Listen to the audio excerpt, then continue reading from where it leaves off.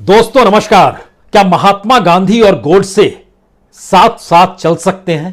क्या विकास और नफरत एक साथ दोनों शब्दों का इस्तेमाल किया जा सकता है? क्या सबका साथ सबका विकास का नारा लगाते हुए धार्मिक हिंसा या धार्मिक ध्रुवीकरण के लिए सांप्रदायिकता को आगे बढ़ाया जा सकता है?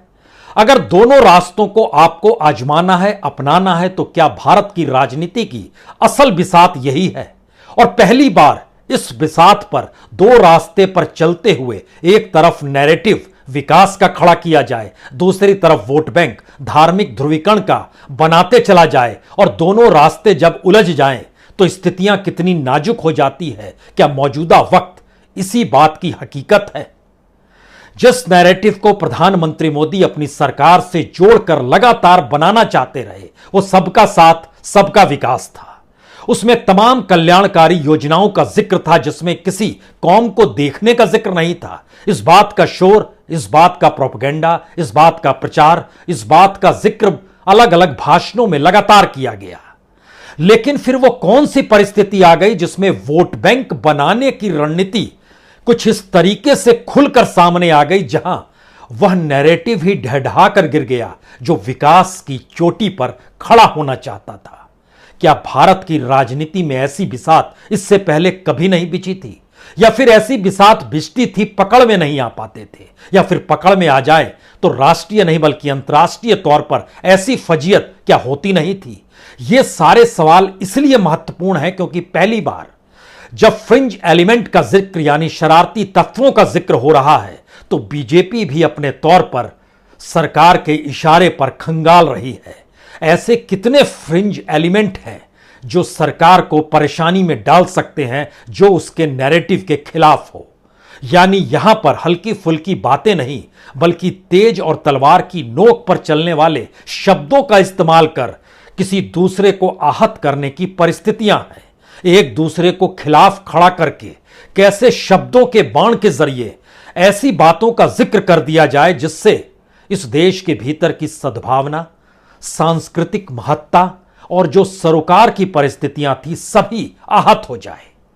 ऐसे कितने लोग होंगे और कितने बयान दिए गए होंगे जो संवेदनशील बयान थे, जिन बयानों को सार्वजनिक तौर पर कहा नहीं जाना चाहिए था। जानकारी अब मिलकर आ रही है कि दरअसल 2014 के बाद से 2022 यानी मई के महीने तक में जब भाषणों को कंगाला गया है तो इन 8 बरस में 8000 से ज्यादा ऐसे बयान दिए गए जो बयान धार्मिक ध्रुवीकरण के लिहाज से बेहद संवेदनशील थे। जिन नेताओं ने दिए उन नेताओं में इस देश में मोदी सरकार के मंत्री भी हैं, पार्लियामेंट के भीतर बैठे हुए सांसद भी हैं, इस देश की विधानसभाओं में बैठे विधायक भी हैं, कुछ पूर्व के राज्यपाल भी हैं, कुछ पूर्व के बड़े नेता भी हैं। ये तमाम बातें किस दिशा में इंगित करती है? क्या इस देश में विकास के नैरेटिव को सिर्फ सरकार अपनी अनुकूल बनाए रखने के लिए, जिससे लोग यह निशाना ना साधें कि दरअसल एक धारा विकास की है और दूसरी धारा अगर हिंदुत्व की है तो हिंदुत्व भी विकास चाहती है, या विकास बिना हिंदुत्व के हो नहीं सकता है? क्या यह भी सोच है? जरा इसको परखने की कोशिश कीजिए और बीजेपी के पुराने पन्नों को पलटना शुरू कीजिए तो आपके जहन में हमेशा कुछ चीजें बहुत साफ तौर पर निकल कर आएगी। जब देवरस का दौर था, जब आरएसएस के सरसंघचालक भाऊराव देवरस हुआ करते थे, तब वह जेपी के साथ इंदिरा गांधी के खिलाफ खड़े हुए आंदोलन में साथ देने पहुंच गए। जेपी कांग्रेस से निकले हुए थे, लेकिन इंदिरा गांधी की जो तानाशाही थी, उस दौर की जो चापलूसी थी, उस दौर का जो करप्शन था, जेपी उसके खिलाफ इस देश में आंदोलन खड़ा करते हैं और मदद करने कौन आते हैं? आरएसएस। और देवरस की सहमति बनती है, हां हमें मदद करनी चाहिए। यानी दोनों धाराएं एक साथ एक ही पार्टी के साथ चले, लेकिन वो पार्टी क्यों नहीं टिक पाई, जनता पार्टी? यह एक सवाल उसके आगे का है। लेकिन उसके बाद फिर लौटिए उन परिस्थितियों में जहां पर वीपी सिंह की सरकार बनती है। मदद कौन कर रहा था? मदद बीजेपी कर रही थी। बीजेपी उस दौर में मदद कर रही है और कश्मीर में क्या होता है? दोनों धाराएं एक साथ एक तरीके से चलती है। मंडल और कमंडल की धारा भी एक राजनीतिक सत्ता में बने रहते हुए निकल कर आती है, लेकिन दोनों धाराओं को एक साथ एक सरकार के साथ कैसे जोड़ा जाए, इसकी बिसात बिछती है। यह अलग मसला है कि सियासी तौर पर फिर महसूस होता है बीजेपी को, संघ परिवार को अपने बूते आना चाहिए। यह अपने बूते की परिस्थिति अटल बिहारी वाजपेयी के दौर में आती है, लेकिन तब गठबंधन इतना। लेकिन बीजेपी के भीतर भी दो धाराएं, एक तरफ अटल बिहारी वाजपेयी, दूसरी तरफ लाल कृष्ण आडवाणी। इन दो धाराओं को समझने की कोशिश कीजिए। एक मॉडरेट है, दूसरा कट्टर हिंदुत्व का जिक्र कर रहा है। वो धारा निकली और निकलते निकलते जब मौजूदा वक्त में आप आकर खड़े हो जाएंगे तो आपके जहन में मोदी और योगी का नाम आ सकता है, मोदी और भागवत का नाम आ सकता है। मोदी अपने तौर पर खुद को विकास की अनूठी यात्रा के साथ जोड़ना चाहते हैं, इसलिए ध्यान दीजिए 2014 में चुनाव जीतने के बाद वो अयोध्या तुरंत नहीं गए थे। एक लंबा वक्त उन्होंने लिया और अपने आप को विकास और इंफ्रास्ट्रक्चर से जोड़ा। तो जिस नैरेटिव को लगातार मोदी सत्ता खड़ा करती चली जा रही थी, जब उसके 8 बरस जिस दिन पूरे हुए, उस दिन मोदी सरकार लोक कल्याण योजनाओं का खुले तौर पर इजहार कर रही है और बता रही है कि देखिए हमने ये कल्याण योजनाएं इस देश में शुरू की है। चाहे वो किसान सम्मान निधि हो, चाहे बीमा योजना हो, कोई चाहे जीवन ज्योति योजना हो, चाहे उज्ज्वला योजना हो, हर योजना में कौम को नहीं देखा गया, धर्म को नहीं देखा गया, ये तो सबके लिए थी। लेकिन उसी 26 मई को एक शब्द निकलता है फ्रिंज एलिमेंट के जरिए, जो राष्ट्रीय प्रवक्ता के तौर पर जिसकी पहचान है, और अब बीजेपी चौंक गई है क्योंकि अंतर्राष्ट्रीय तौर पर भारत की स्वावलंबन की परिस्थितियां जो है दुनिया के प्रोडक्ट और बाजार और करेंसी पर टिकी हुई है, अन्यथा यह देश ढहढाकर गिर जाएगा।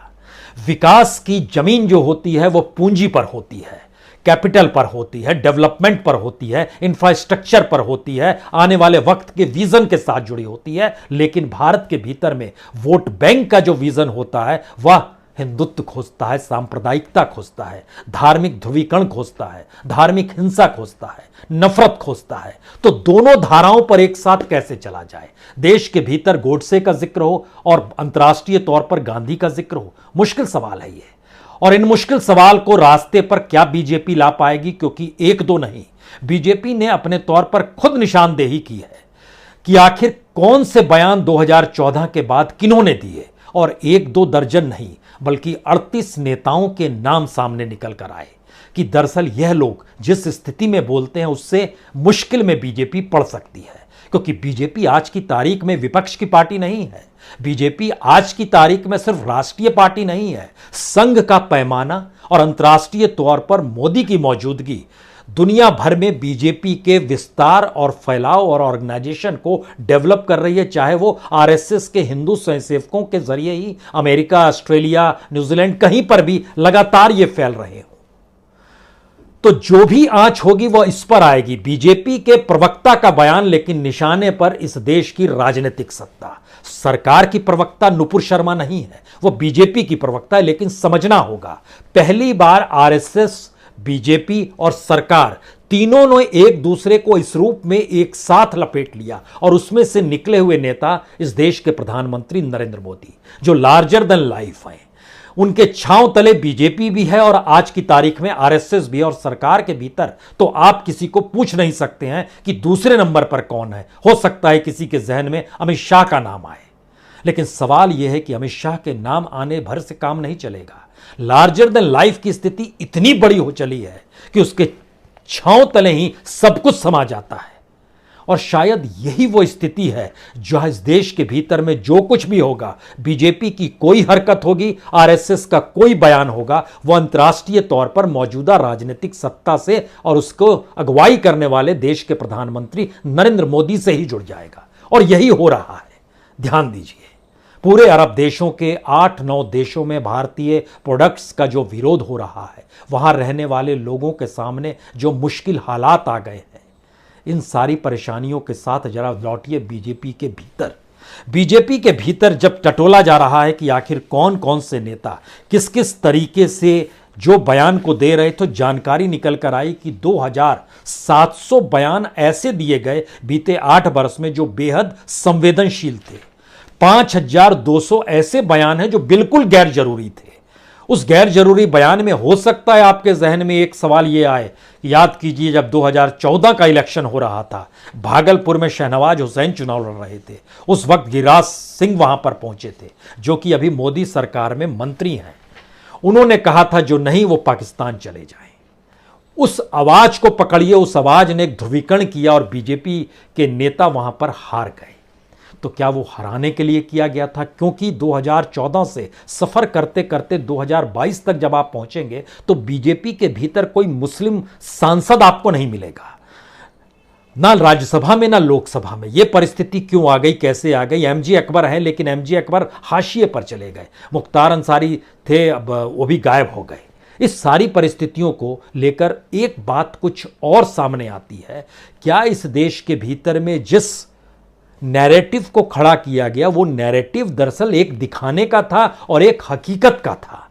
दिखाने वाला नैरेटिव क्या सरकार खड़ा कर रही थी और हकीकत का नैरेटिव सरकार की मदद से खड़ा हो रहा था, और ये दोनों नहीं टकराएंगे, ये सरकार मानकर चल रही थी।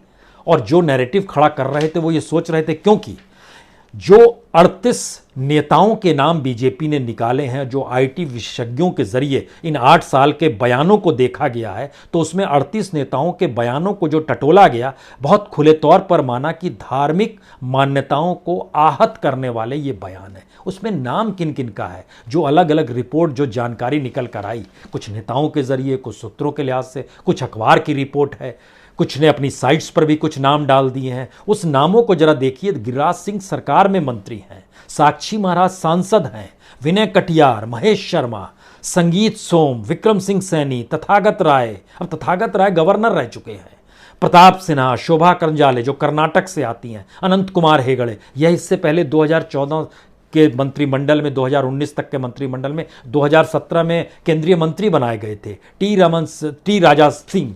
ये सारे नाम क्या मायने रखते हैं? ऐसे नाम 38 नाम है। इसका मतलब है कि फ्रिंज एलिमेंट्स की तादाद बीजेपी के भीतर धीरे धीरे एक ऐसे पावरफुल स्ट्रक्चर के तौर पर बनती चली गई, जिन फ्रिंज एलिमेंट्स ने एक वोट बैंक का निर्माण किया। उस वोट बैंक ने सत्ता दिलाई, वोट दिलाए, और उस वोट बैंक के आश्रय जिस नैरेटिव को खड़ा करना था, वो नैरेटिव ना खड़ा करके सरकार ने खुद को विकास के नैरेटिव से जोड़ना चाहा, सबका साथ सबके विकास का जिक्र करना चाहा। तो ऐसे वक्त में यह नैरेटिव धराशायी हो गया, जिस वक्त 8 बरस पूरे हुए, तारीख भी वही, दिन भी वही, और उसी दिन सब कुछ हो रहा है। उसके बाद देखिए क्या होता है कि बीजेपी के एक नेता से बातचीत जब हुई तो उन्होंने कहा कि एक सवाल तो जरूर है, जो हुआ वो ठीक नहीं हुआ, और जो किया जा रहा है वो ठीक किया जा रहा है, यानी फ्रिंज एलिमेंट्स को बाहर निकाला जा रहा है, ठीक किया जा रहा है। लेकिन कुछ सवाल कुछ दूसरे नेताओं के जरिए जो बातें निकल कर आती हैं, उसमें कहता है कि अगर हटाना था तो अरब देशों के भीतर से जो आक्रोश निकल कर आया उससे पहले आप कार्रवाई कर लेते, क्योंकि 9 दिनों तक वह वीडियो, वह आवाज, वह संवाद, वह केस जो अदालतों में जा रहे थे उसके खिलाफ जो कहा गया, पैगंबर मोहम्मद साहब के खिलाफ जो विवादित बयान दे दिया गया, सब कुछ तो, लेकिन 9 दिन क्यों रुक गए? और उसी समय कार्रवाई क्यों हुई जब अरब वर्ल्ड ने बहुत चीजों का बायकॉट करना शुरू किया, भारत को कटघरे में खड़ा करना शुरू किया, वहां के भारत के राजदूतों को बुलाना शुरू किया, माफी मांगने का दबाव मांगने लगे, और वहां के तमाम लोगों का लगातार सोशल मीडिया में एक दबाव अपनी सरकारों पर बनने लगा। यूएई से भारत के रिश्ते बहुत अच्छे हैं, संबंध प्रगाढ़ हैं, व्यापार भी प्रगाढ़ है, और बड़ी तादाद में व्यापार होता है। एक लिहाज से ये टॉप कंट्रीज में यूएई भारत के व्यापार के हिस्से में आता है, लेकिन आखिर में वहां की जनता के दबाव में सरकार को भी एक बयान जारी करना पड़ा कि वह भी इस बात से दुखी है। आहत करने वाला बयान है ये। तो इसके मतलब क्या है? सवाल यह है कि क्या भारत के विकास की परिस्थितियों के भीतर क्या इन चीजों को देखा जाना चाहिए जो इस देश को मजबूत करते हों, या देश संभालना छोड़कर हम वोट बैंक बनाने की दिशा में कुछ इस तरीके से निकल गए कि हमने ध्यान ही नहीं दिया कि यह देश कैसे बनेगा, सबको एक साथ लेकर कैसे चला जाएगा, और देश का डेवलपमेंट कैसे होगा। क्योंकि जो 5 सवाल खाड़ी देशों से जुड़े हैं उसका जवाब इस देश की सरकार के पास नहीं है। पहला सवाल तो यही है कि जिस एनर्जी की मांग भारत के भीतर में है उसका लगभग 60%, 52 से 60% हिस्सा अगर खाड़ी देशों से आता है, क्योंकि तेल और गैस हर दिन भारत को 5 मिलियन बैरल चाहिए, उसमें से 3 मिलियन बैरल प्रतिदिन खाड़ी देशों से ही आता है। उसके बाद देखिए कितनी बड़ी तादाद में भारत के मजदूर, भारत के व्यापारी, भारत के लोग इन खाड़ी देशों में काम कर रहे हैं।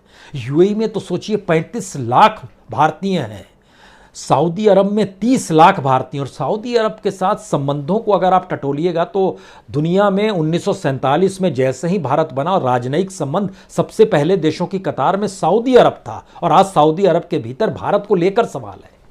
तो ऐसा क्या है इस दौर के भीतर आ गया जो इससे पहले कभी नहीं हुआ? राजनीति इस देश में होती रही है, चुनाव होते रहे हैं, लेकिन इस बिसात पर क्या किसी ने चलने की हिम्मत नहीं दिखाई? या मौजूदा बिसात एक पराकाष्ठा है हर चीज की, जिसमें सारे पर्दे हटा दिए गए और साफ कर दिया गया और कहा गया कि यही सियासत है, हमको सत्ता इसी के जरिए मिलेगी। क्या यह सही बात है? क्योंकि देखिए, यूएई में 35 लाख, सऊदी अरब में 30 लाख, कुवैत में 10 लाख, ओमान में 8 लाख, कतर में 7.5 लाख, बहरीन में 3.5 लाख, जॉर्डन में 2.5 लाख, इराक में 2 लाख।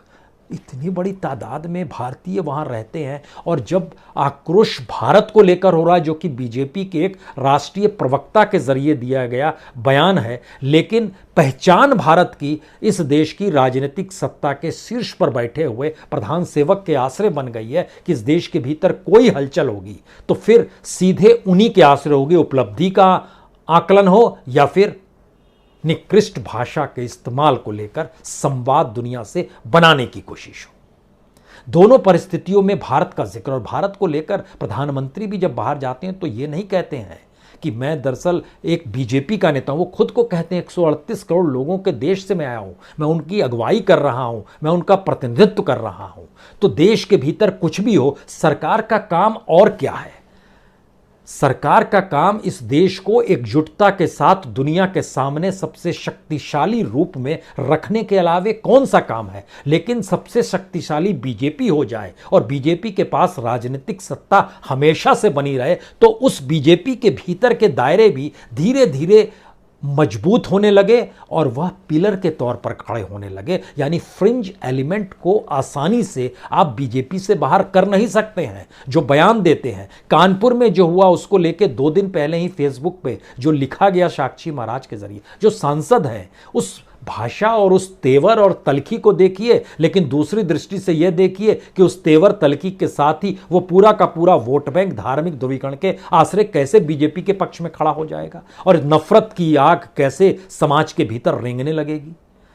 यह एक नई परिस्थिति इसलिए बड़ी महत्वपूर्ण है क्योंकि सरकार का मतलब तो सब कुछ उसके हिसाब से चलेगा, मीडिया उसके हिसाब से चलेगा, नौकरशाही उसके हिसाब से चलेगी, कानून उसके हिसाब से जो पुलिस के जरिए चलता है वह भी चलने लगेगा। और धीरे धीरे लोग के जहन में यह भी आ गया कि अदालतों के फैसले भी कहीं वैसे तो नहीं दिए जाने लगे जब चीफ जस्टिस रिटायर होने के तुरंत बाद बीजेपी के जरिए नॉमिनेट हो जाते हैं और पार्लियामेंट पहुंच जाते हैं। ये सवाल इसलिए बड़े महत्वपूर्ण है क्योंकि जो जजेस जो फैसले देते हैं, उन फैसलों के छांव तले अगर पॉलिटिकल सत्ता को मदद मिल रही है और फिर पॉलिटिकल सत्ता से उनकी करीबी है, तो फ्रिंज स्थितियों को आप कैसे एनालिसिस करेंगे? फ्रिंज एलिमेंट का मतलब सिर्फ भाषा और शब्द भर नहीं रहा। फ्रिंज एलिमेंट का मतलब इस देश के भीतर में प्रोफेशनलिज्म का खत्म होना और प्रोफेशनलिज्म के नाम पर सत्ता के गुण गाना, यह भी हो गया। इस देश की नौकरशाही भी उसी रूप में खत्म हो गई। जो इंस्टीट्यूशंस थे, कॉन्स्टिट्यूशनल इंस्टीट्यूशंस, उनके खत्म होने की स्थिति भी यहीं से शुरू होती है। तो आप कैसे किसे किस रूप में निकालेंगे? और इतनी बड़ी तादाद अगर और इतनी बड़े बयान है जो सरकार खुद एनालिसिस कर रही है। अब आप सोचिए, दुनिया में जो भारतीय काम करते हैं वो भारत में पैसा भी भेजते हैं, और जब भारत के भीतर रोजगार नहीं है और परिवार से निकला हुआ व्यक्ति दुनिया के दूसरे हिस्सों में काम कर रहा है, अब अरब देशों में अगर इंडियंस के सामने बड़ी तादाद में मुश्किल आने लगी तो वो क्या करेंगे? जो रेमिटेंस भेजा जाता है, जो पैसा भारत में भेजा जाता है, दुनिया भर से जितना भी पैसा आता है, 2022 का यह आंकलन बताता है लगभग 6,38,000 करोड़ था। अब आप कल्पना कीजिए, 6,38,000 करोड़ में से 3,70,000 करोड़ रुपया रेमिटेंस के तौर पर जो अरब वर्ल्ड में भारतीय काम कर रहे हैं, मजदूर के तौर पर, व्यापारी के तौर पर, ड्राइवरी के तौर पर, या फिर होटल चलाते हुए, किसी भी अवस्था में उनको लाकर खड़ा कर दीजिए, लेकिन इतना पैसा वो बाहर से भारत में अपने परिजनों को भेजते हैं, उस पर सरकार टैक्स लगाती है और सरकार की भी कमाई होती है, वह भी रुक जाएगी। और रुक जाएगी तो यहां पर किस क्राइसिस में वो सारे परिवार होंगे जिनकी तादाद तकरीबन 90 लाख से ज़्यादा है। 90 लाख से ज़्यादा भारतीय मूल के लोग इन जगहों पर काम कर रहे हैं जो अलग अलग 9 देश हैं अरब वर्ल्ड के भीतर में। यह तीसरा सवाल है। जो एक्सपोर्ट इंपोर्ट का दायरा है जिसका जिक्र हम कल भी कर रहे थे, उस दायरे में भी अरब वर्ल्ड के साथ आपके रिश्ते बड़े मजबूत हैं। समूचे के समूचे एक्सपोर्ट इंपोर्ट का 11% का रिश्ता आपका इन्हीं देशों के साथ है, उसकी भरपाई आप कैसे करेंगे? और सबसे बड़ी बात यह है कि जो ऐतिहासिक और सांस्कृतिक रिश्ते भारत के अरब वर्ल्ड से रहे हैं, याद कीजिए इराक युद्ध के समय भी पार्लियामेंट के भीतर बहस हुई थी तो भारत ने अमेरिका का साथ नहीं दिया था। ईरान को लेकर जब उसने कहा था तो यह भी एक शोर पार्लियामेंट के भीतर बड़ी बहस हुई थी। भारत के संबंध ऐतिहासिक तौर पर अरब वर्ल्ड के साथ रहे हैं और उन्होंने भी भारत को मान्यता दी है, भारत ने भी उनको मान्यता दी है। लेकिन यह कौन सी सियासत की ऐसी बिसात भिज गई जिसमें दो धाराओं पर हमें चलना है, एक तरफ नैरेटिव खड़ा करना है और दूसरी तरफ वोट बैंक बनाना है। और इन दोनों परिस्थितियों के बीच देश बनाने की, यानी देश को कैसे बनाया जाए, यह स्थिति गायब होती चली जा रही है। आखिरी सवाल, जो शायद सबसे बड़ा सवाल है, कि जब पार्लियामेंट के भीतर फ्रिंज एलिमेंट है, जब कैबिनेट के भीतर फ्रिंज एलिमेंट है, जब विधानसभाओं के भीतर फ्रिंज एलिमेंट है, मीडिया के स्क्रीन पर, नेशनल न्यूज़ चैनलों के स्क्रीन पर बैठे हुए प्रवक्ताओं की फहरिस्त भी फ्रिंज एलिमेंट के तौर पर है, जिनके बयानों का जब आकलन हो रहा है, तो आप क्या ऐसी दिशा में तो नहीं जा रहे हैं जहां फ्रिंज एलिमेंट ही पावरफुल हो जाएं, या फिर जो फ्रिंज एलिमेंट हमें दिखाई नहीं दे रहे हैं वह उस नैरेटिव के आसरे ढाल बनाकर छुप तो नहीं गए हैं, या फिर इस देश की सियासत में शरारती तत्वों का जमघट उस कानून से एट पार हो गया है, जहां कानून को अपना काम करना चाहिए वह भी नहीं कर पा रहा है, क्योंकि जो बयान दिया गया 26 तारीख को, उसके बाद से कोई कार्रवाई इस देश के भीतर में क्यों नहीं हुई? और जो बातें निकल कर आई खुद फ्रिंज एलिमेंट के जरिए, उसमें उसने खुद तौर पर माना कि महाराष्ट्र के पूर्व मुख्यमंत्री से संवाद हो रहा है, होम मिनिस्ट्री से संवाद हो रहा है, पीएमओ से संवाद हो रहा है। ये क्या मैसेज है? ये मैसेज है कि इस देश के भीतर के जो फ्रिंज एलिमेंट, जो पॉलिटिकल पार्टी के साथ जुड़े हुए हैं, उनको आपको किसी भी हालत में मुश्किल में नहीं डालना है, कानून को रोकना है। तो राजनीतिक तौर पर इस देश को बनाने के लिए अगर इस तरीके से फ्रिंज एलिमेंट्स को ही स्पेस दिया जाएगा और धीरे धीरे इस समाज के भीतर में फ्रिंज एलिमेंट्स की ही सत्ता होगी, तो आप क्या करेंगे? खतरे की घंटी यही बज रही है। बहुत बहुत शुक्रिया, बहुत बहुत शुक्रिया।